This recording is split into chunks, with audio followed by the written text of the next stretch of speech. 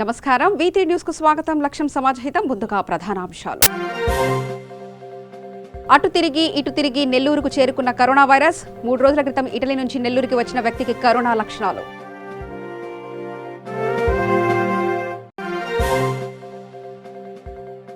అమృతకు ఒక్క పైసా కూడా ఇవ్వని తండ్రి మారుతీరావు. యావదాస్తిలో సగం శ్రవణ్ పేరిట, మిగతాది భార్య గిరిజ పేరిట వీలునామా. కరీంనగర్లో కాటన్ సెర్చ్ నిర్వహించిన పోలీసులు. శాంతి భద్రతల కోసమేనన్న పోలీసు అధికారులు.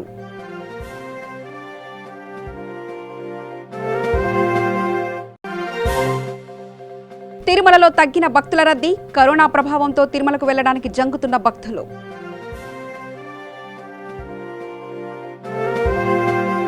ఇక వార్తల్లోకి వెళ్తే ప్రపంచాన్ని వణికిస్తున్న కరోనా వైరస్ ఆంధ్రప్రదేశ్లోని నెల్లూరుకి వ్యాపించింది. ఇక్కడ చిన్న బజారుకు చెందిన వ్యక్తి జ్వరం, జలుబు, శ్వాస తీసుకోవడంలో ఇబ్బందులు పడుతూ ఉండడంతో అతని కుటుంబీకులు ఆసుపత్రికి తరలించారు. కరోనా వ్యాధి లక్షణాలు అతనిలో ఉండడంతో ప్రభుత్వ ఆసుపత్రిలో ఏర్పాటు చేసిన ఐసోలేషన్ వార్డులో ఉంచిన వైద్యులు చికిత్సను ప్రారంభించారు. అతని కుటుంబీకులను కూడా అదే వార్డులో ప్రత్యేక గదిలో ఉంచి పరిశీలిస్తున్నారు. కాగా ఇతను 3 రోజుల క్రితం ఇటలీ నుంచి నెల్లూరుకి వచ్చాడు. ఎయిర్పోర్ట్లో దిగిన సమయంలో థర్మల్ స్క్రీనింగ్లో ఎటువంటి జ్వర లక్షణాలు లేకపోవడంతో బయటకు పంపినట్లు తెలుస్తుంది. ఇంటికి రాగానే కరోనా లక్షణాలు అతనిలో బయటపడ్డాయి. మిర్యాలగూడలో పరువు హత్యకు పాల్పడి తెలుగు రాష్ట్రాల్లో సంచలనం సృష్టించి ఆపై 2 రోజుల క్రితం ఆత్మహత్య చేసుకున్న మారుతీరావు రాసిన వీలునామా పత్రాలను పోలీసులు స్వాధీనం చేసుకున్నారు. నేడు కోర్టులో ప్రణయ్ హత్య కేసు విచారణ జరగనుండగా ఛార్జిషీటుకు అదనంగా ఈ వీలునామా పత్రాల కాపీలను పోలీసులు జత చేయనున్నారు. ఈ కేసులో ప్రధాన నిందితుడు మారుతీరావు మరణించడంతో అతని పేరును తొలగించి మిగతా వారిపై విచారణ కొనసాగించాల్సిందిగా పోలీసులు కోర్టును అభ్యర్థించున్నారు. కాగా విశ్వసనీయ వర్గాల సమాచారం మేరకు తానెంతగా ప్రేమతో చూసుకున్న కుమార్తె ఇక తన వద్దకు రాదని భావించిన మారుతీరావు కొంతకాలం క్రితమే తన వీలునామాను మార్చి రాశారు. తన యావదాస్తిలో సగం తమ్ముడు శ్రవణ్ పేరిట, మిగతాది భార్య గిరిజ పేరిట రాసిన ఆయన దాన్ని రిజిస్టర్ కూడా చేయించారు. వీటి కాపీలు ఇప్పుడు పోలీసుల ఆధీనంలో ఉన్నాయి. కుమార్తె అమృత పేరిట ఆయన ఒక్క పైసా కూడా రాయలేదు. గతంలో అమృత భర్త ప్రణయ్ హత్య తర్వాత తన ఆస్తిలో అధిక భాగాన్ని మారుతీరావు కుమార్తె పేరిట రాశారన్న సంగతి తెలిసిందే. ఆమెపై జరిగిన పరిణామాలు ఆయన తన వీలునామాను మార్చుకునేలా చేశాయని తెలుస్తుంది.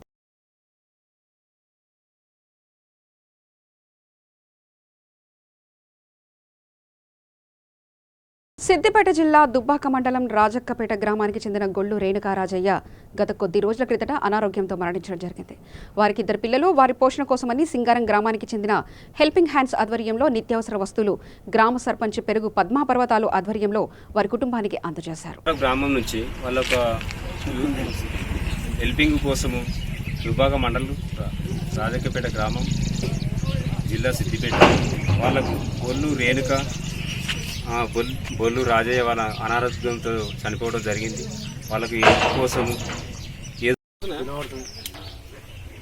సిద్దిపేట జిల్లా దుబ్బాక మండలం రాజకపేట గ్రామానికి చెందిన బొల్లు రాజయ్య రేణుక అనారోగ్యంతో చనిపోయినారు.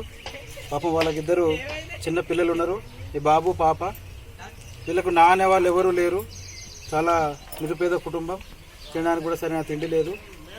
అందుకనే సింగారం గ్రామానికి చెందిన హెల్పింగ్ హ్యాండ్స్ నుంచి మా వంతు సహకారంగా నిత్యావసర వస్తువులు తీసుకొచ్చి ఇచ్చారు.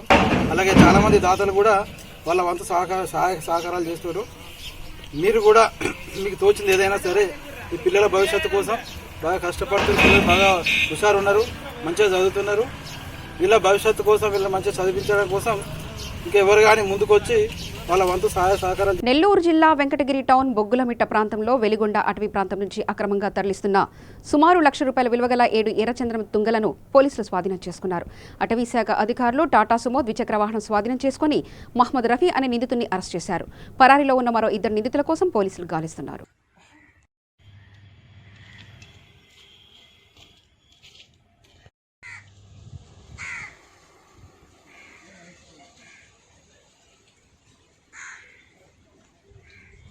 చేస్తూ ఉంటాము.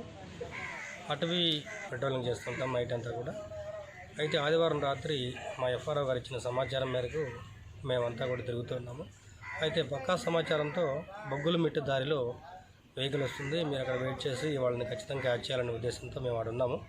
అయితే సుమారు 12-12:30 సమయంలో రాత్రి ఒక వెహికల్ రావడం జరిగింది. దాని ముందు 2 వీలర్ కూడా వస్తూ ఉన్నది. వీళ్ళైన ఉద్దేశంతో మేము ఆపడం ప్రయత్నం చేసినప్పుడు వాళ్ళు అక్కడ వదిలేసి పారిపోయి వెళ్ళిపోయే ప్రయత్నం చేశారు. అయితే 2 వీలర్ వ్యక్తి పారిపోయాడు. సుమోలో ఉన్న 2 వ్యక్తుల్లో ఒక వ్యక్తి పారిపోవడం జరిగింది. ఒక వ్యక్తిని మేము పట్టుపరుచుకున్నాము.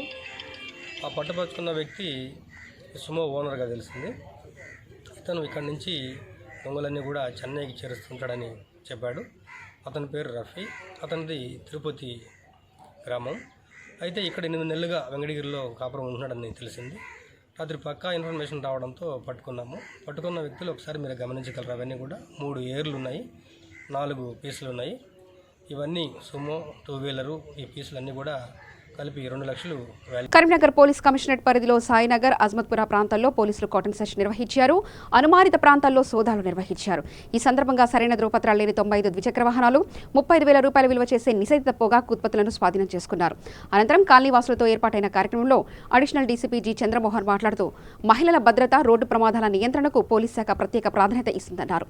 ప్రజలు తమ సమస్యలపై ఫిర్యాదు చేసేందుకు నేరుగా పోలీస్ స్టేషన్కు రావాల్సిన అవసరం లేదని, హ్యాకై, వాట్సాప్, డయల్ 100లకు సమాచారం అందించి అలా అయితే సత్వరం స్పందించి చర్యలు తీసుకోవడం జరుగుతుందని చెప్పారు.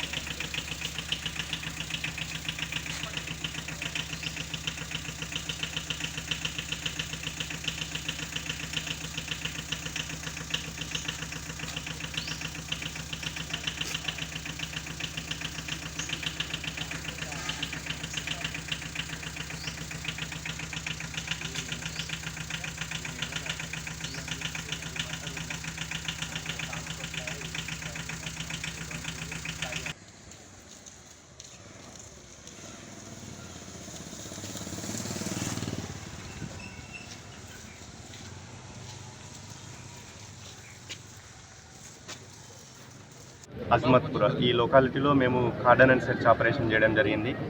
ఇందులో సుమారు 150 మంది మా పోలీస్ స్టాఫ్ పార్టిసిపేట్ చేయడం జరిగింది. ఇవాళ ఎర్లీ మార్నింగ్ ఈ ఆపరేషన్ చేశాము. అందులో భాగంగా మేము సుమారు ఒక 106 యూనిట్లు 35,000 రూపాయల వర్త్ గల అంబార్ ప్యాకెట్లను మేము సీజ్ చేయడం జరిగింది. అదేవిధంగా 95 వెహికల్స్, వీటికి సరైన ఆధారాలు కానీ డాక్యుమెంట్స్ కానీ లేకపోవడం వల్ల వాటిని కూడా సీజ్ చేయడం జరిగింది. వీటిని మేము స్టేషన్కి తీసుకెళ్ళి ఎవరైతే కానీ సరైన డాక్యుమెంట్స్ మాకు ప్రొడ్యూస్ చేస్తే మాకు మేము వెరిఫై చేసుకొని కరెక్ట్ అని తెలిపిస్తే వాటిని రిలీజ్ చేయడం జరుగుతుంది. లేకపోతే వాటి మీద కేసు కట్టేసి అలా పెడతాము. ఎందుకంటే ఇటువంటి మాకు వచ్చిన ప్రాపర్టీ అఫెన్స్లో కానీ మిగతా అఫెన్స్లలో దొంగలు అఫెండర్స్ ఎక్కువ ఇటువంటి బైక్స్ను, డాక్యుమెంట్ లేని బైక్స్ను వాడడం జరుగుతుంది. అందులో భాగంగా వాటిని ప్రివెంట్ చేయడానికి ఇవాళ మేము ఈ స్టెప్ తీసుకోవడం జరిగింది. అదేవిధంగా ఇక్కడ సుమారు ఒక 40 కెమెరాలను ఇన్స్టాల్ చేయడానికి ఇక్కడ ఉన్న లోకలైట్స్ స్థానికులు వాళ్ళకు వారే ముందుగా రావడం జరిగింది. వీళ్ళను ఈ రకంగా ఇన్ఫ్లుయెన్స్ చేసినందుకు మా ఏసీపీ గారిని, అదేవిధంగా ఎస్హెచ్ఓ దేవారెడ్డిని, తర్వాత మిగిలిన స్టాఫ్ను కూడా నేను కొనియాడుతున్నాను. మిగతా వాళ్ళకు కూడా నేను చెప్పేది ఏంటంటే సీసీ కెమెరాల వల్ల చాలా ఉపయోగాలు ఉన్నాయి. మేము ఈ కెమెరాల వల్ల ఎన్నో కేసులు, నెంబర్ ఆఫ్ కేసెస్ మేము డిటెక్ట్ చేయడం జరిగింది. రీసెంట్గా మర్డర్ కేసు కూడా మాకు ఈ సీసీ కెమెరాల వల్ల డిటెక్ట్ కావడం జరిగింది. కాబట్టి జనాలకు ఈ కెమెరాలు ఉంటే, అసలు అక్కడ కెమెరాలు ఉన్నాయంటే ఫస్ట్ ఆఫ్ ఆల్ అఫెన్స్ జరగదు. ఒకవేళ జరిగినా కానీ కూడా మేము స్టిప్యులేటెడ్ టైంలో దాన్ని డిటెక్ట్ చేయడం జరుగుతుంది. కాబట్టి జనాలను వాళ్ళ ఎస్టాబ్లిష్మెంటులో కూడా కొన్ని కెమెరాలు పెట్టుకోవాలి. అదేవిధంగా ఇక్కడ జంక్షన్లలో కానీ కామన్ ఎక్కడైతే అప్రోచ్ ఎగ్జిట్ ఉండే రోడ్లలో కూడా పెట్టుకుంటే ఏం జరిగినా కానీ కూడా మనకు అది ఒకటి పోలీసులకు ఉపయోగపడుతుంది, అదేవిధంగా ప్రజలకు ఉపయోగపడుతుంది. ఎన్ని వెహికల్స్ పట్టుకున్నారు సార్? 95 బైకులను పట్టుకోవడం జరిగింది. 35,000 రూపాయల అంబారు నిషేధిత గుట్కాలను కూడా పట్టుకోవడం జరిగింది. అంబేద్కర్ పై గౌరవం ఉన్న ప్రతి దళితుడు మరియు దళితేతరులు అందరూ తప్పకుండా చూడాల్సిన చిత్రం పలాస 1978 చిత్రమని ఎంఆర్పీఎస్ వ్యవస్థాపక అధ్యక్షుడు మందకృష్ణ మాదిగ అన్నారు. పలాస 1978 చిత్రాన్ని చూసిన థియేటర్ వద్ద ఆయన మీడియాతో మాట్లాడుతూ అనాది కాలం నుండి నేటి వరకు దళితుల జీవితాలకు అద్దం పట్టినట్లుగా ఈ చిత్రాన్ని నిర్మించారని కొనియాడారు.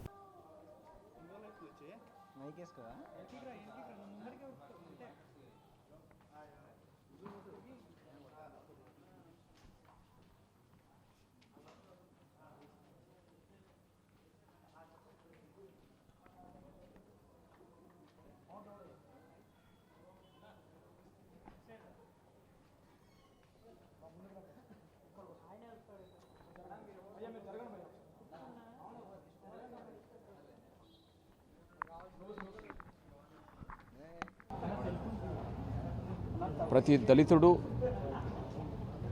డాక్టర్ బాబాసాహెబ్ అంబేద్కర్ మీద గౌరవం ఉన్న ప్రతి వ్యక్తి చూడాల్సిన గొప్ప చిత్రం.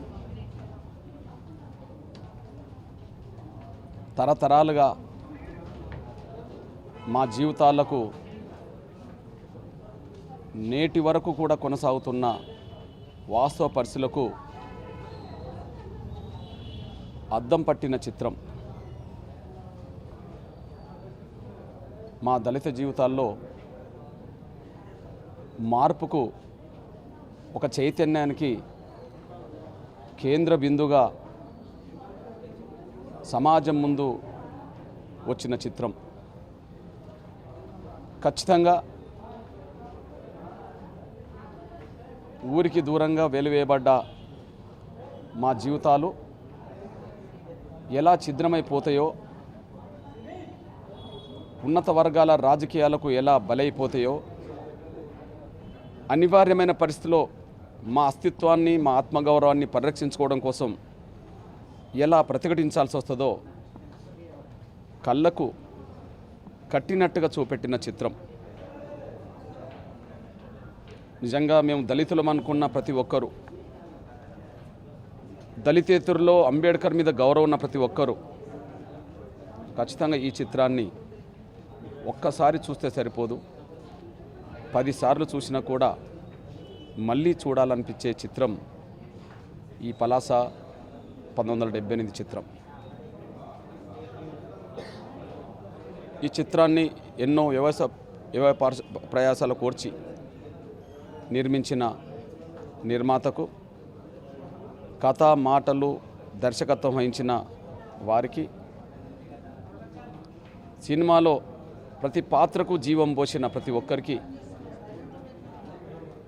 మేము మనస్ఫూర్తిగా ధన్యవాదాలు తెలియజేస్తున్నాం. మా జీవితాలకు నిజమైన అద్దం పట్టే చిత్రాలు రావని, ఎవరెవరియో వాళ్ళ దృక్పథాల కోణంలో చిత్రాలు వస్తే మేము మాత్రమే చూస్తామని ఇన్నాళ్ళు భావిస్తూ వచ్చాం, చూస్తూ వచ్చాం. మా జీవితాలకు నిలువుటెత్తు అద్దం లాంటి చిత్రాలు చాలా తక్కువ. సోదరులు చిరంజీవి గారు నటించిన చిత్రం స్వయం కృషి. చెప్పులు కుట్టే వాళ్ళు శ్రమిస్తే జీవితాలు బాగుపడతాయని చెప్పి ఆ చిత్రం ఒకటి అద్దం పడితే, దాసరి నారాయణరావు గారు పెద్దలు, ఆయన అంటే నాకు చాలా అభిమానమే కాదు గౌరవం. ఆయన తీసిన చాలా సినిమాలు వాస్తవ పరిస్థితులకు అనుగుణంగా వివక్షతను, అణిచివేతను చూపెట్టడమే కాకుండా ప్రతిఘటించడం, మార్పుకు ఒక కేంద్ర బిందుగా తయారు చేయడం అనేది ఆయన చిత్రాల్లో కనిపించేది. మరి ఎప్పుడు కూడా అట్లాంటి గొప్ప చిత్రాలు మళ్ళీ రాలేదు. కానీ మా జీవితాలకు మరొక్కసారి వాస్తవ రూపంగా చూపెట్టిన చిత్రం. కొన్ని సందర్భాల్లో పాత్రలతో మాట్లాడిస్తున్న మాటలు, పోలీస్ డిపార్ట్మెంట్గా ఒక అధికారి మాట్లాడిన మాటలు, హీరోతో పాటు సోదరులు మాట్లాడిన మాటలు, హీరోయిన్తో పాటు సహాయ పాత్రలు మాట్లాడిన మాటలు, అవి వింటున్న సమయంలో, వాళ్ళు మాట్లాడుతున్న పాత్రలను చూస్తున్న సమయంలో నా కళ్ళు చెమర్చినాయి. ఇది వాస్తవం. ఖచ్చితంగా ఇట్లాంటి సినిమాలు ప్రోత్సహించాల్సిన బాధ్యత, అండగా నిలబడాల్సిన బాధ్యత ప్రతి ఒక్కరి మీద ఉన్నది. సూర్యాపేట జిల్లా మఠంపల్లి మండలం సుల్తాన్పూర్ తండా దగ్గర ఆగి ఉన్న లారీని వెనుక నుండి ఆటో ఢీకొట్టడంతో బాలుడు మృతి చెందగా 4గురికి తీవ్ర గాయాలు కావడంతో ఖమ్మం ఆసుపత్రికి తరలించారు. క్షతగాత్రులను మట్టంపల్లి మండలం దోనబండ తండా వాసులుగా గుర్తించారు పోలీసులు.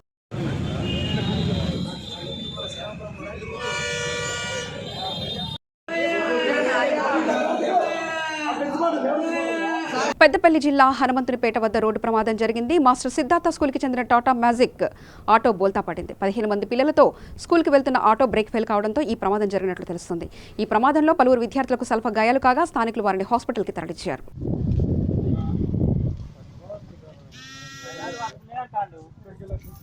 బ్రేక్ రాదు ఇక ఆన్ అవుతుంది లైన్ పట్టుకున్నా.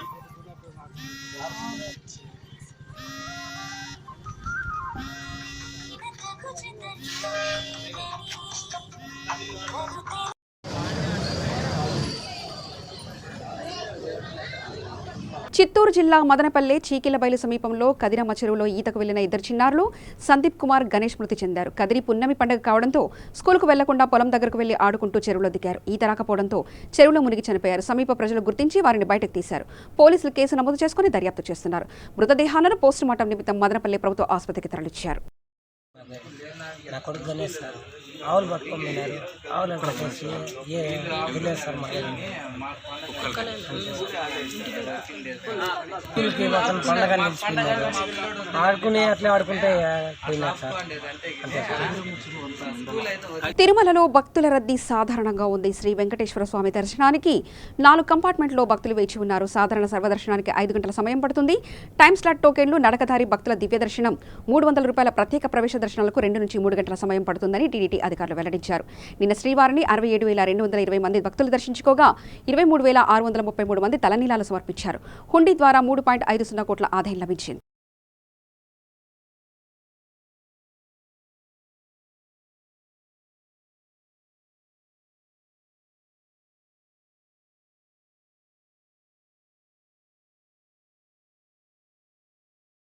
తిరుమల శ్రీవారిని పలువురు సినీ, రాజకీయ ప్రముఖులు దర్శించుకున్నారు. వీఐపీ ప్రారంభ సమయంలో తెలంగాణ ప్రభుత్వ విప్ గొంగిడి సునీత, హీరో ధనుష్ స్వామివారి సేవలో పాల్గొన్నారు. ఆలయ అధికారులు వారికి స్వాగతం పలికారు. అర్చకులు తీర్థ ప్రసాదాలను అందజేశారు. తెలుగు రాష్ట్రాల ప్రజలు సుఖ సంతోషాలతో ఉండాలని ప్రభుత్వ విప్ గొంగిడి సునీత అన్నారు. సంక్షేమ పథకాల అమల్లో దేశంలోనే తెలంగాణ మొదటి స్థానంలో ఉందన్నారు.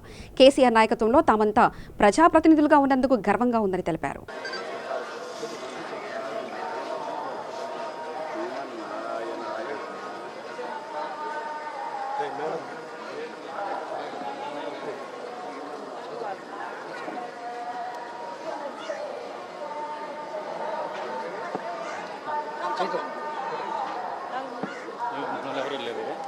చైతన్య ఏడా చేసుకున్నాను సార్ వాయిస్ సార్ పోతుంది వేసినాడు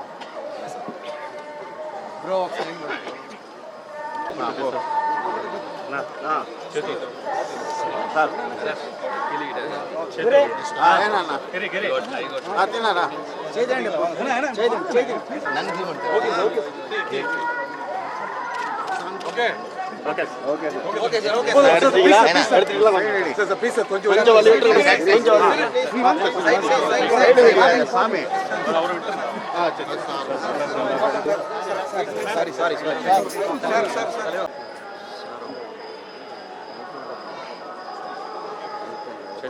లోకల్ పెడదామా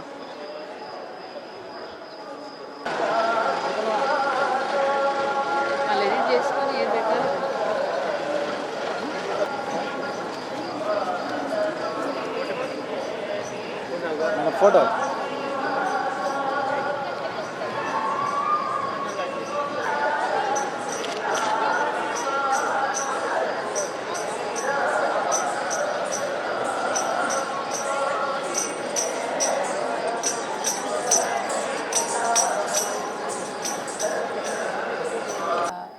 నా పేరు గొంగిడి సునీత మహేందర్ రెడ్డి.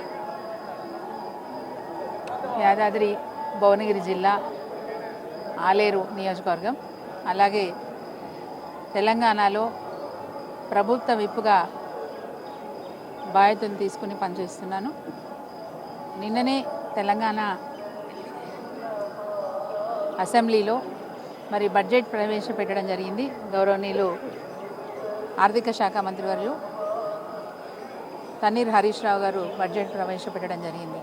ఈ తెలంగాణ మరియు ఆంధ్రప్రదేశ్ తెలుగు రాష్ట్రాల ప్రజలకి నిండుగా మెండుగా ఉండాలని స్వామివారిని కోరుకుంటున్నాం. తెలంగాణ రాష్ట్రంలో ప్రవేశపెట్టిన అనేక పథకాలు సంపూర్ణంగా పేద ప్రజలకు ఉపయోగపడంగా ఉన్నాయి. సగర్వంగా చెప్తా ఉన్నాం. ఈరోజు తెలంగాణలో గౌరవ ముఖ్యమంత్రి గారు కేసీఆర్ గారి పాలనలో మాలాంటి వాళ్ళకు కూడా అవకాశం దొరకడం అనేది మా అదృష్టంగా మేము భావిస్తాము. అది పేదవాళ్లకు సంక్షేమ పథకాలు కావచ్చు, అదేవిధంగా మధ్యతరగతి కుటుంబాలకు కావచ్చు, వ్యవసాయదారులకు కావచ్చు, వృత్తిదారులకు కావచ్చు, వీళ్ళు వాళ్ళు అని ఏం లేకుండా కడుపులో పడ్డ పిండం దగ్గర నుంచి వాళ్ళ కాళ్ళ మీద వాళ్ళు ఎదిగేంత వరకు వారి పోషణ, వారి విద్య, అవకాశాలన్నీ కూడా కావాల్సిన అన్ని ఏర్పాట్లు ఈరోజు గౌరవ ముఖ్యమంత్రి గారు చేస్తున్నారు.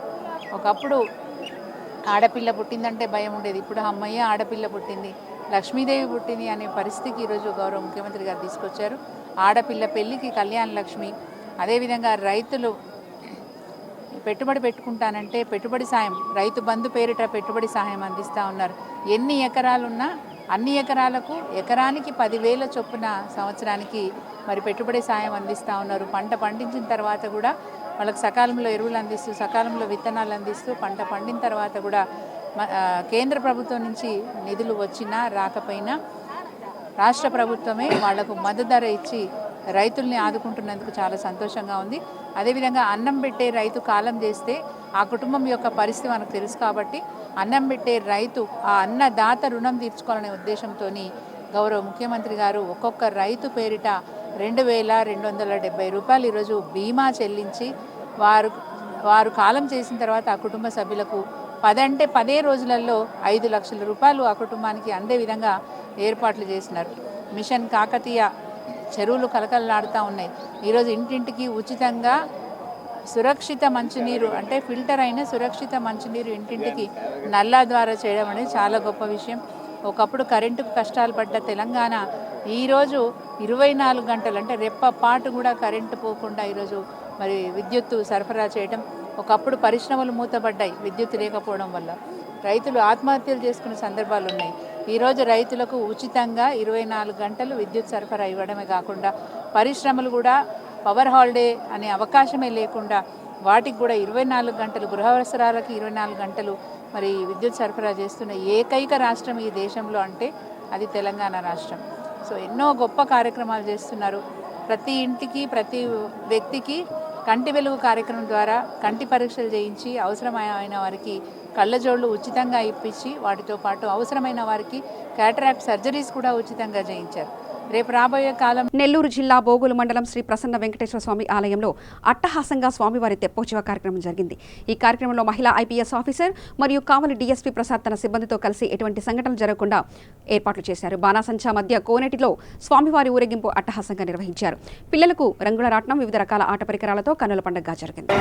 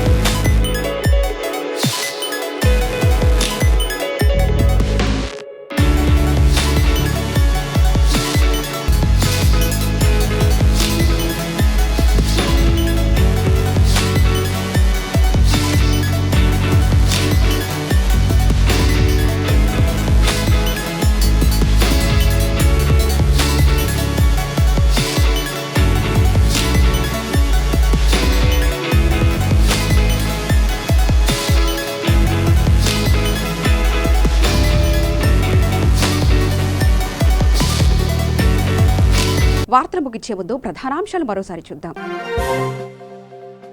అటు తిరిగి ఇటు తిరిగి నెల్లూరుకు చేరుకున్న కరోనా వైరస్. 3 రోజుల క్రితం ఇటలీ నుంచి నెల్లూరుకి వచ్చిన వ్యక్తికి కరోనా లక్షణాలు.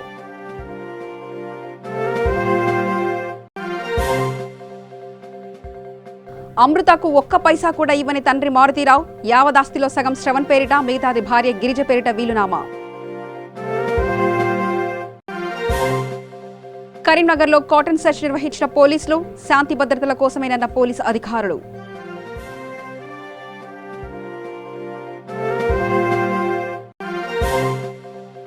తిరుమలలో తగ్గిన భక్తుల రద్దీ. కరోనా ప్రభావంతో తిరుమలకు వెళ్లడానికి జంకుతున్న భక్తులు.